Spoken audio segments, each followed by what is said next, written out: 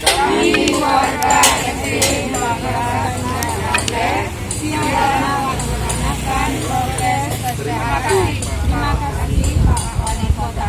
Syederalun pemerintah Kota Banda Aceh melalui Dinas Pendidikan dan Kebudayaan membuka penyegelan 3 sekolah dasar di Kota Banda Aceh.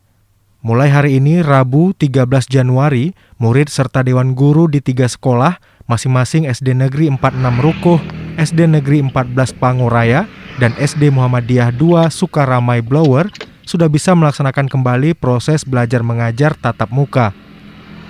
Meski demikian, pihak Disdikbud Kota Banda Aceh tetap memberikan peringatan keras agar ketiga sekolah tersebut untuk tidak mengulangi lagi pelanggaran protokol kesehatan selama masa pandemi COVID-19.